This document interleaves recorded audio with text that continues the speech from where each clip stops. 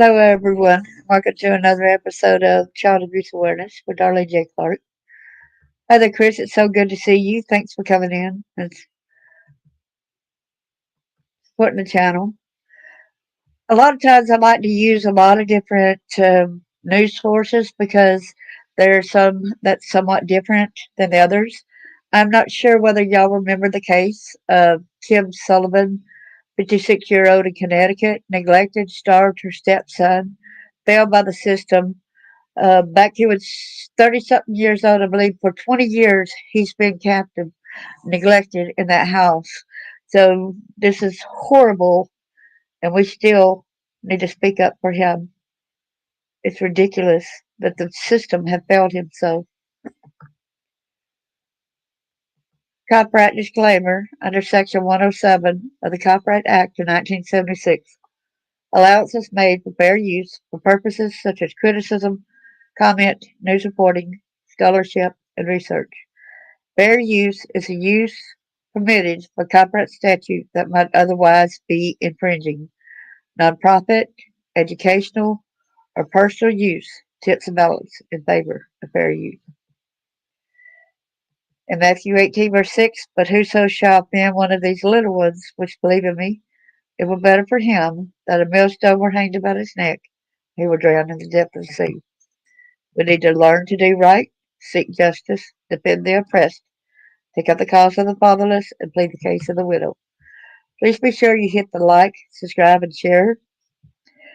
Without further ado, I'll present the screen. They had changed some of their settings on here, so I will have to show the words when a video is playing instead of being able to hear it until I can figure out how to manage around that.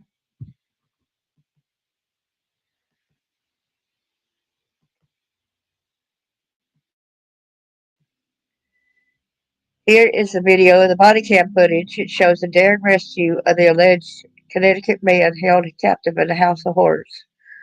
Without further ado, go ahead.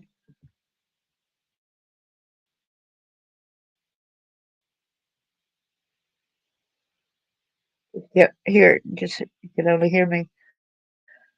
He started the fire, okay, so that he could get rescued. He wanted to really kill himself. It's locked away. Come on over here. Okay, TJ, come down. We have to. Come on down. Come down. Who else is in the house? She said. Do you live here? My stepson. Do you live here? How many other people? Help them out. Listen. That's it. I had two cats. Everyone out? Yes. With your stepson? Yes. Okay, come out. Come down the road. Wow. Come on. All right, he's here. She's more worried about her animals than she is. And that's 287 code 23 victim. Fire victim. Okay, alert beeps. I said, my dog. Come on. I know my dog. I know. Come on. I'm coming. You have to see this. Why is she not worried about her stepson, right? You notice she's more worried about her dog? What are you doing? You need to stay over here. Horn blares. There, come on.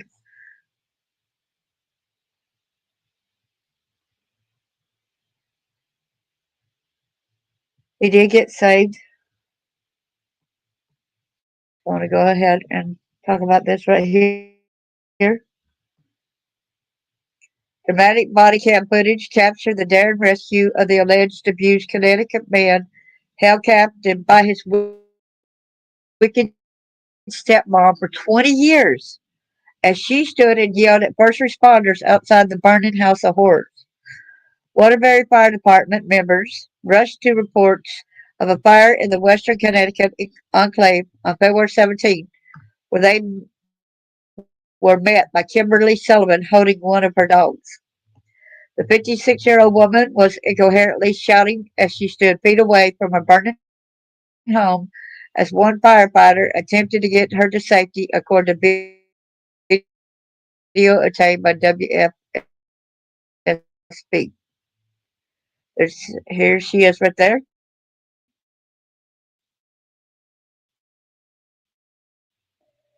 Let him out. Pounds, 68 pounds, out of the burning residence as Sullivan was guided down to the road. 68 pounds. You cannot tell me she was not starving that boy. Sullivan was concerned about the welfare of her dog as her stepson appeared limp in the arms of his rescuer. That's what it said. My dog is shaking, Sullivan said before shouting at the firefighter carrying her stepson. What are you doing? You cared more about your dog. You want the firefighter. Put your stepson down. So for you to tend to the dog, your stepson is lifeless, basically, right? Your dog is scared, but your stepson is right there lifeless, basically, limp in the arms of the firefighter. And you are more concerned. She was told to wait in the driveway as a group of first responders carried her malnourished stepson to an ambulance. The 56-year-old woman was incoherently shouting as she stood feet away from her burning home as one firefighter attempted to get her to safety. But he did it because she had him locked in a room and he got tired. The video ended as a man was transferred to the awaiting stretcher. He later told cops that he was locked in a 9 by 8 foot room on the second floor of his home for 22 hours a day over the last 2 decades as a stepmom had deadbolts on the outside of his bedroom door, only allowing him out to do chores. The victim confessed that he deliberately started the blaze because he wanted his freedom. And he's talking about his freedom. He was doing it to die, he said. He wanted to just be gone with it. He wanted it to be over with. He was suffering so immensely. He explained using hand sanitizer, paper, a stack of games, and a lighter to set the fire near his door, according to complaint charges against Sullivan. Sullivan was concerned about the welfare of her dog as her stepson appeared limp in the arms of his rescuer. The malnourished victim, who only got 2 sandwiches a day, had discovered the lighter a year earlier while going through some clothes owned by his late father. He said he had to make the fire large enough that his stepmother couldn't extinguish it and be forced to call 911. Once the fire got going good, he started to stop and yell for help. He stated that Sullivan yelled to him, asking what he wanted, and he told her fire, according to court documents. Sullivan unlocked the door to allow the man out of his room, where he promptly collapsed at the top of the stairs. Sullivan allegedly ordered him to wash his face in a bathroom before fleeing the house, as to disguise the true condition he was in. There's a house is on fire, but go wash your face, right? So that they can't see. But they're going to be able to see that he's emaciated, right? I was about to say another word, but that's why I changed the sentence there, okay?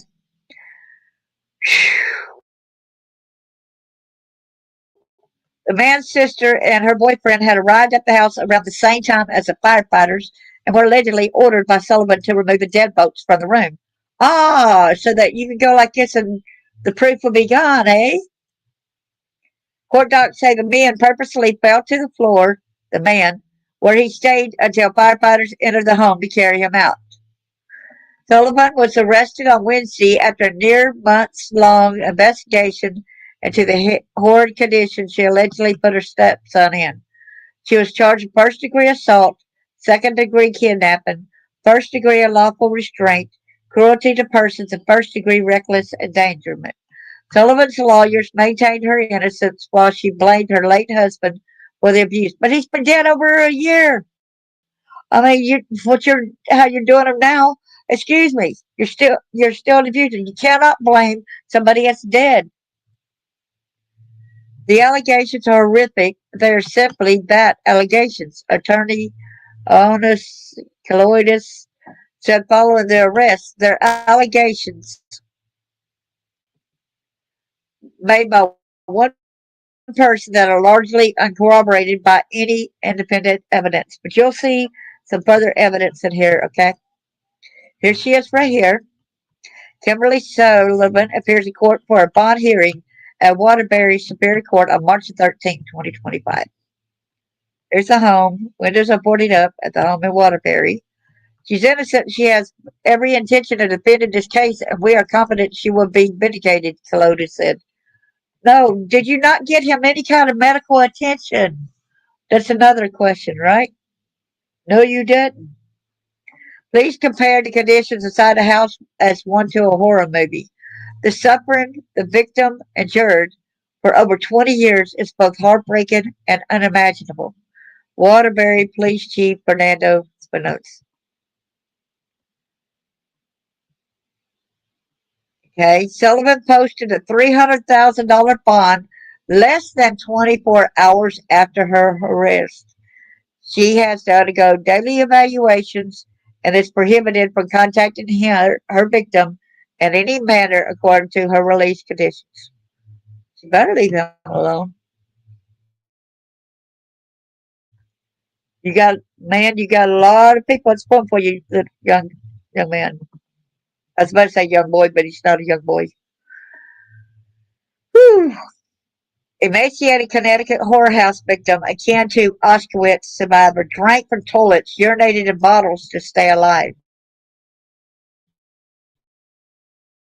The emaciated man was akin to a survivor Auschwitz death camp when he was rescued from Connecticut House of Horrors. Managed to survive decades in captivity by drinking from a toilet bowl, urinated in bottles, and eating just two sandwiches a day, cops allege.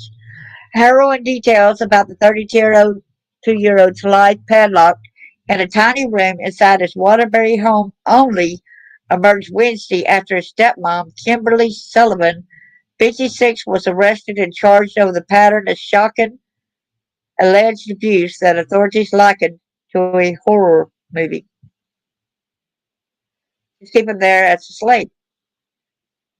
The victim, who weighed a mere 68 pounds, remember he's in his 30s, 68. What y'all think about 68 pounds? Opened up to cops about the hellish conditions he was forced to endure since he was a child when he was rescued after deliberately setting his home on fire on February the 17th so he could escape the nightmare. The average 32-year-old American male was approximately 200 pounds.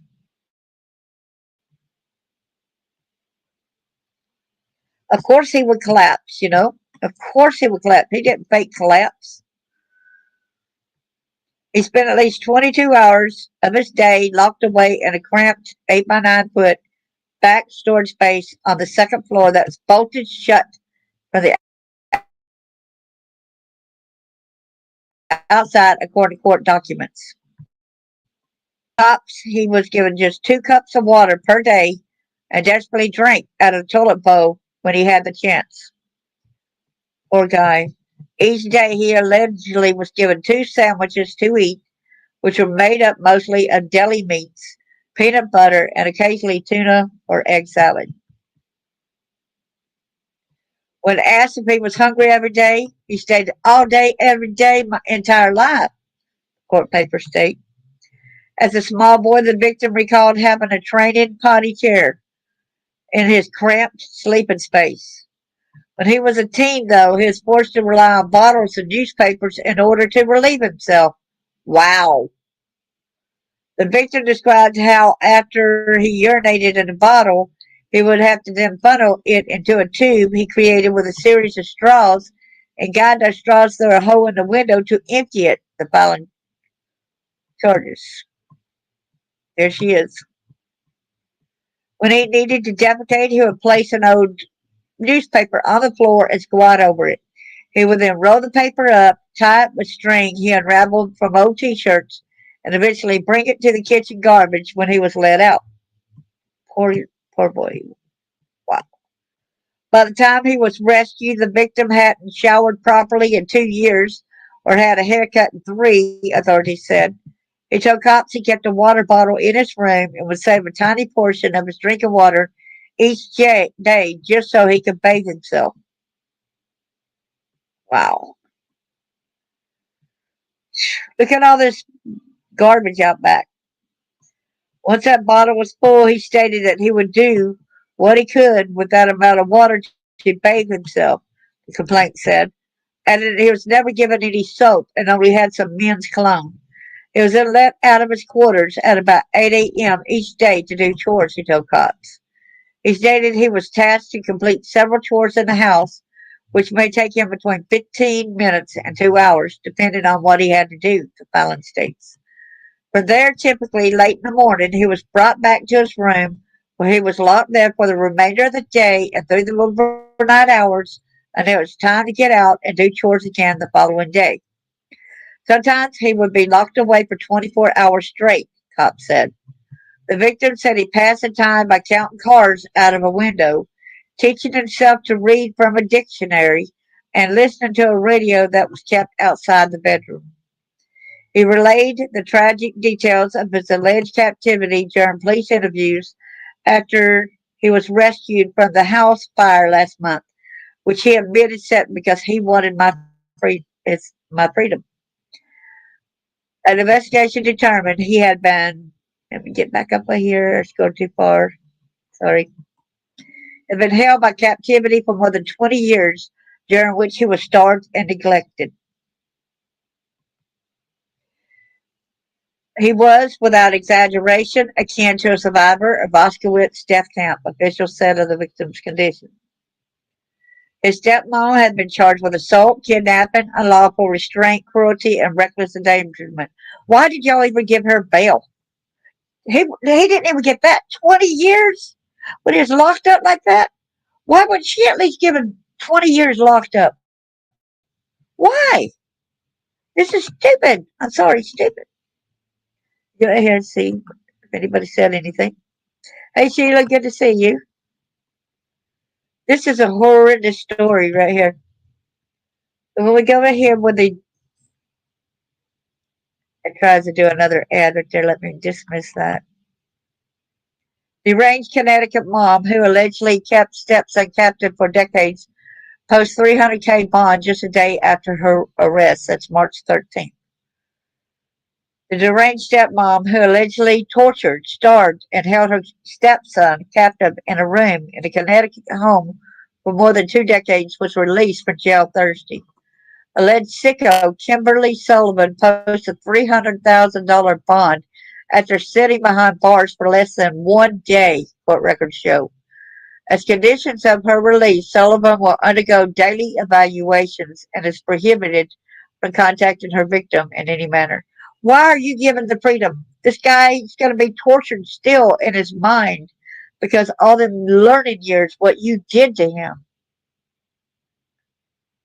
Lord, please go with this boy. Please go with this man. Please, Lord. I believe you needed 30 years in jail yourself, not just 20, 30 years.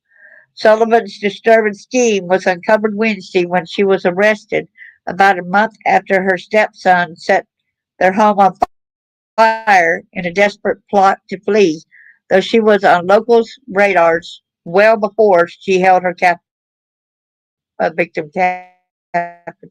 And y'all see what we mean by that, okay? So years ago, yeah, let me show y'all pictures of the house. This was the bedroom, okay? Here's where's bedroom.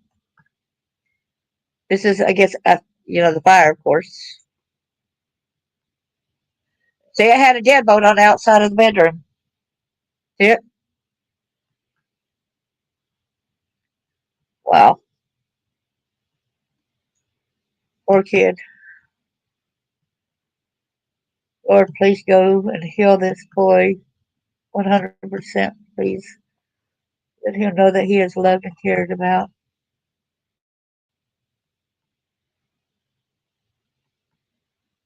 Of course, this is other sections of the house where he don't get to stay around. It looks like that's probably where she sleeps.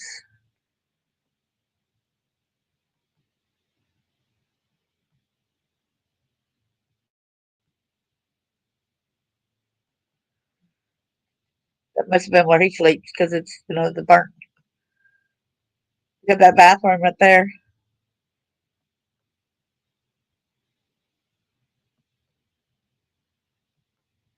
Wow.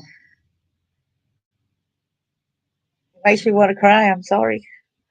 Connecticut police, this was updated April the 2nd, and today's the 3rd.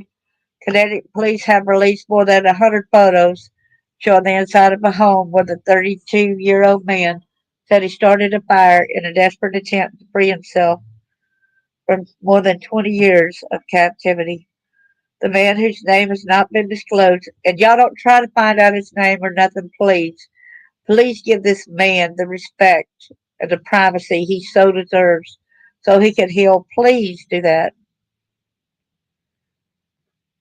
It only weighed 69 pounds when he was rescued from the two-story house in Waterbury after starting the fire on February 17th. He said he was locked in a small room for most of every day and given limited food and water since he was about 11. He is recovering under medical care at an undisclosed location. Yes, please don't give the location. The photos obtained by the Associated Press through a public records request late Monday shows a cluttered home with fire damage on the second floor where the man said he was held captive. Some of the photos show a door frame with a metal slide lock, matching the police description of a lock they said was on the outside of the door to the man's bedroom. Waterbury police said Tuesday that they could not provide information on what each photo shows. One photo of a second story room heavily damaged by fire shows burned walls and carpet with numerous items on the floor, including photos, boxes, bags, what appears to be a blanket, and a baseball-like pennant with hearts that say Kim. The man's stepmother, Kimberly Sullivan, is charged with kidnapping, felony assault, cruelty to persons, and other crimes. She and her lawyer had denied that she kept the man locked in a room, and she has pled not guilty. Sullivan told police that the man was free to move about the house as he pleased, according to an arrest warrant. The man's father died last year. I don't think he was allowed to walk around as he. I believe the man. I believe the man. I'm sorry. I do. I don't believe her. Sullivan's attorney, and if you cared enough about him, you would have made sure to get him medical attention because he was a 10, 11-year old. Why didn't you do something way back even then? But he was already under the radar at CPS for the school, turning him in. Sullivan's attorney, Ioannis Kalotis, said in a statement to local media Tuesday that the release of the photos was shocking, offensive, and quite frankly, ethically questionable. It only serves to solidify public opinion against Miss Sullivan. The man said he was locked in a room measuring about 8 feet by 9 feet and was only let out briefly in the morning to do chores. Said he'd given up 2 sandwiches and 2 small bottles of water a day, was constantly hungry. Okay, here's where it says more, okay? The man told police he was removed from the Waterbury school system in the fourth grade for homeschooling in 2004 after school officials reported concerns about his well-being to the State Department of Children and Families. That's where I said the system failed him. DCF officials visited the home at the time, but it's not clear if any action was taken. DCF officials recently said they found some records involving the man and are reviewing them, but have not released details. State and local authorities have been looking into how this could have happened, and some are calling for stricter oversight of homeschooling. Along with the photos, Waterbury police also released reports on their visits to the home in 2005. The reports are similar to police officials' recent statements that there were no causes for concern at the home. Say what? A police report said Sullivan's stepson appeared to be healthy and happy, and the home appeared normal and lived in.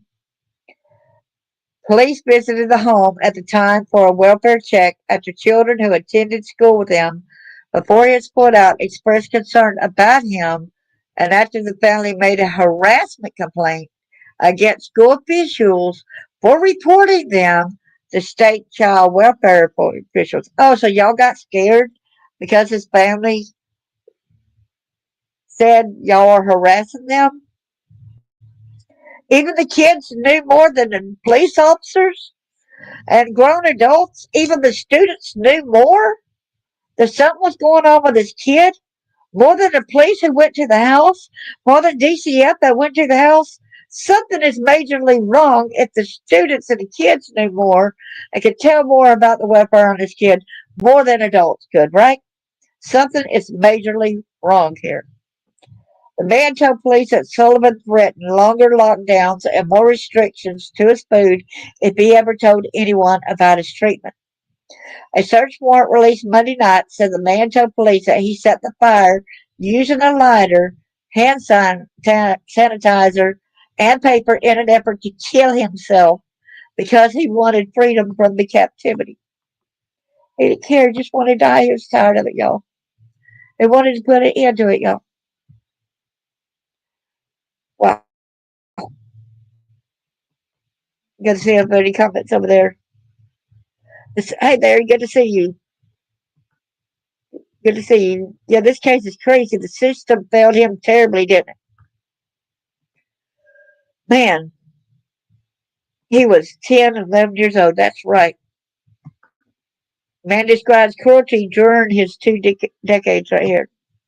Captivity of his family home. Here she is. A man rescued from a burning home in Connecticut told a shocking story of cruelty and constant hunger as he was held captive in a single room. There's also, let me go and find out where it is about his mom. Okay. So he was put, that's where she was given. The man's father died last year while his biological mother had not been a part of his life, authorities said. He and Sullivan lived in the home that he set on fire. Medical personnel said the man was near starvation and had wasted syndrome, a condition of weight loss and muscle deterioration. When he got to a hospital, the warrant says, at 5 feet, 9 inches tall, he only weighed 69 pounds.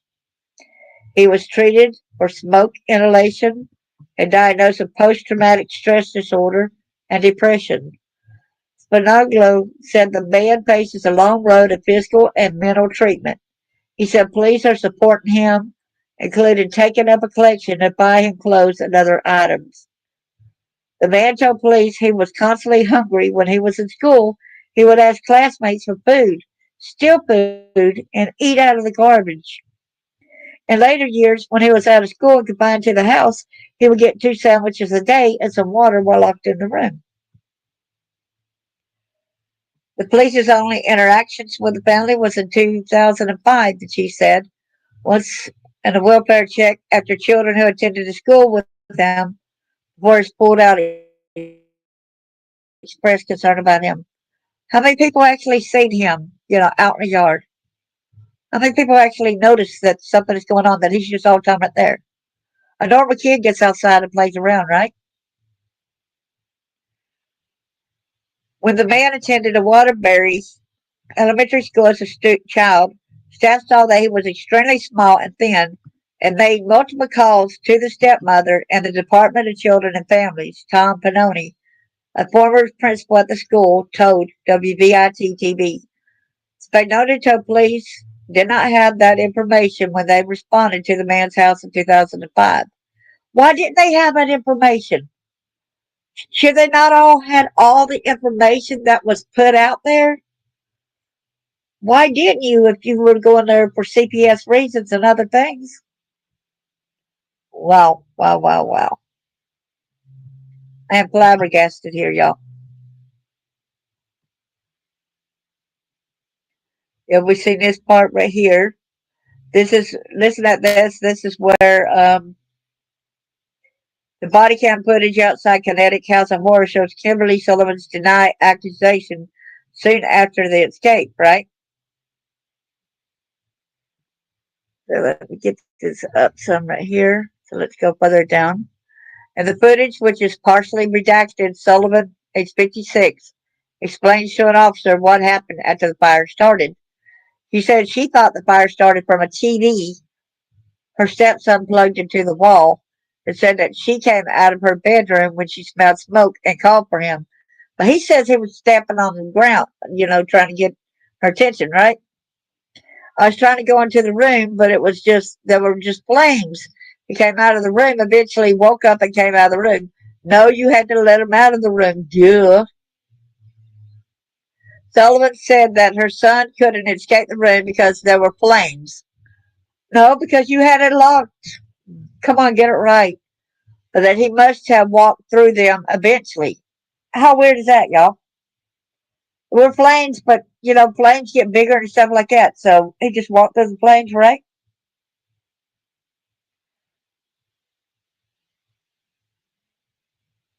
Yeah, please do. Please pray for this man. Okay, is it normally locked? He asked. No, she answered. And he has free reign to go out of there whenever he wants, the detective asked. Yeah, Sullivan said. What a lion. And you can tell she's a lion dog right there. Sorry. The police allege that Sullivan was lying during that exchange. Sullivan was arrested on March 12th and charged with first-degree assault, second-degree kidnapping, first-degree unlawful restraint, cruelty to persons, and first-degree reckless endangerment. He's free on $300,000 bond and pled not guilty to all charges. According to the arrest warrant for Sullivan, the victim identified as male victim 1 was held in a windowless, it was windowless, 8 foot by 9 foot storage closet with no air conditioning or heat and without access to a bathroom for 20 years. He was kept inside the closet 22 to 24 hours per day. Wow. Kimberly Sullivan sits in the sun looking at her phone as a New York Post reporter knocks on her front door. Wow. The man weighed less than 70 pounds when first responders found him after the fire. That warrant also says that Sullivan's stepson told them he set the fire on purpose because he wanted his freedom. Fox News Digital also obtained Sullivan's distraught 911 call reporting that her house was on fire. More body cam footage shows a police officer arriving to the scene and yelling at an unidentified person through a window, telling the person to exit the home. Okay. In a heavily redacted portion of the body cam footage, police officers can be seen standing outside the ambulance looking at the victim, who is blurred and being tended to by a paramedic. When audio reemerges from the redaction, one officer tells another that the victim said he hadn't showered in a year. Another video shows a frantic Sullivan asking to go back into the house to retrieve her purse and her keys so she can put her dog inside her car. Police previously released footage showing Sullivan's stepson being carried out of the home and into an ambulance. Wow. So here's where the biological mom says it's a house of horror. Seeing her for the first time is nauseating, seeing the suspect. So the biological mother of the Connecticut House of Horrors victim said it was nauseating coming face to face with his allegedly evil stepmom, as she revealed she has yet to be reunited with her son. Tracy Bellerin was in court Friday, the second time this week, as Kimberly Sullivan pled not guilty to allegedly locking up and torturing her 32-year-old stepson for more than 2 decades. Wednesday was the first time I laid eyes on her, and it was nauseating. Bellerin told the Post of Sullivan's first court date earlier this week in Waterbury. They have the right to plead not guilty, but the evidence would prove that's not the case. The stoic mother, who hasn't seen her son since he was plucked out of school, at 10 and vanished, vowed to attend every court hearing. I need to see justice done for my son. If he can't be here, I will, she said. Kimberly Sullivan. Ballard said her son is being kept in an undisclosed location and that police told her he wouldn't have access to anyone while the investigation into his decades-long alleged abuse continued. She said she gave up the boy because of personal issues, believing she was giving him a better life with Sullivan and his dad. Ballard had no clue Sullivan would go on to allegedly look the boy away in a small room inside their filthy Waterbury home for more than 20 years, leaving him so hungry and thirsty he'd drink out of the toilet. The victim, now 32, was just 68 pounds when he was rescued by firefighters February 17th. After setting a fire inside the home in a desperate bid to finally escape Sullivan's clutches, I wanted my freedom, he told authorities. Ballard, who lives in Meriden, just 15 miles from Waterbury, said she and her family tried in vain to find the boy, with her ex brother in law even hiring a private investigator. My daughter and myself were searching for him. The only thing you could find was a birth record. There was no death record, so I had no reason to believe that, Ballard said. Ballard pointed her finger at Sullivan, saying, the entire family was denied access to him because of her. All parents are supposed to provide and nurture and help them become decent humans, not lock them up in a room for life. Ballard watched on Friday as Sullivan was allowed to remain free on bail, professing her innocence despite a judge calling the accusations arguably the most troubling that I've seen in my time as a judge. The biological mom bolted for the courtroom as proceedings wrapped up. I would be kicked off too. Like my son's not free. He has to be locked up and he's in the hospital and he's got to get all this care, but you're free to roam around. You're free to do whatever. You kept him locked away all these years. Maybe you just need two sandwiches and drink out of toilet water, huh? Later Friday, the alleged wicked stepmother was spotted by the post on an outside porch enjoying the sun, wearing a bucket hat and sunglasses and scrolling through her phone. Say, oh, yippee, huh? Here she is right here. Not a care in the world. Sullivan enjoyed the sun from the porch Friday after entering her not guilty plea. Prosecutors had tried to get her thrown in jail, saying that her victim, who has not been publicly identified, is living in constant fear. Of course he's living in constant fear. Of course. He don't want to be returned back to you, and if you get seen that you're innocent or something, you got custody of him. But no, he's a grown adult now, okay. I don't know why you didn't let him grow up and let him become an adult, let him go get a job and let him have an education, let him have the different things where he can take care of himself. He might actually be married now, might have a good job. So much you stymied his growth from. Disturbing details of the real life horror story were revealed earlier this month in court papers, which alleged the victim was kept in an 8 by 9 foot back storage space that is bolted shut from the outside. He told cops in a lengthy we don't need to go there and say all that again. Okay. Okay. Like he said, that he hadn't got the shower for 2 years or had a haircut. It's a wonder he don't have so many boils on his body.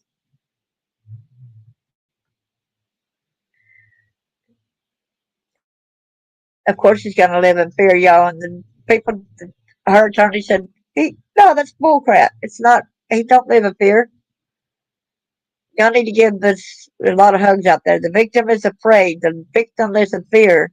Prosecutor Don Thurkildson told the court as he sought to have Sullivan's current bail conditions tightened. He added that when he first introduced himself, the alleged victim asked, why is she out walking around when I was locked up for 20 years? Good question. Exactly, man. Exactly. The victim himself asked, why is she out walking around when I was locked up for 20 years? Very good question. Sounds like that man's got a brain on his shoulders, huh? Sullivan was charged with cruelty and kidnapping after her severely emaciated stepson alleged she kept him padlocked in a tiny room, starved him, and deprived him of water so severely that he was forced to drink from the toilet bowl. So the shocking details only emerged when we heard what all happened there, right? So we're going on. Sullivan arrives at court on Friday. That's where she arrived, okay? Kimberly Sullivan departs after appearing at Waterbury Superior Court. Here's where dramatic body cam footage captured the rescue of her rescue of the alleged abused Connecticut man held captive. Well, they have to say alleged, but they have to say alleged, but no, everything's right there. He is presumed innocent. He continued adding by adding conditions. The court is sending the message that she has done something wrong. By adding conditions, the court is sending the message that she has done. She Look at that. Can you believe that? It says, but this is the only place, the only room we have to protect her rights.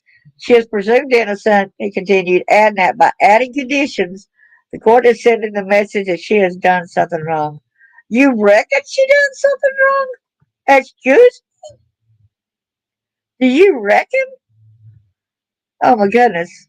And I wanted to show y'all that, like to find my book, Shattered Innocence, uh, revised at Amazon. It's not going to show up when you do that. It's going to show my other books, Shattered Innocence, okay? So when you actually go right here and you have to click on books right here, okay? And then you Shattered Innocence Revised. And for some reason it's not showing the cover, but I will get the one that's right there, that says no image available.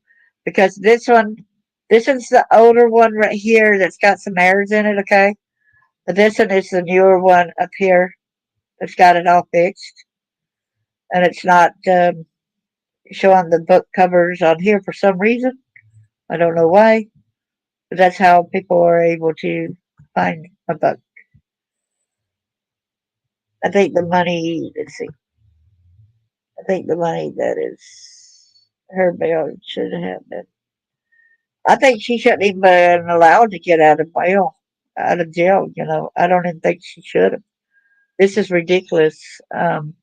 This boy, he's going to have these issues the rest of his life.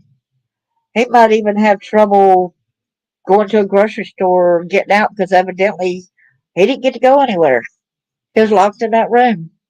He didn't even get to get outside and have any fresh air. He didn't have any of those amenities since for over 20 years. It was as if he was in prison. And it's even worse than prison because in prison you get more meals a day than he did as a kid, right? This is heartbreaking. It's heartbreaking. The police pass his story on. I know he's an adult male right now, but this is derived from the childhood trauma which was inflicted upon him even while he was an adult.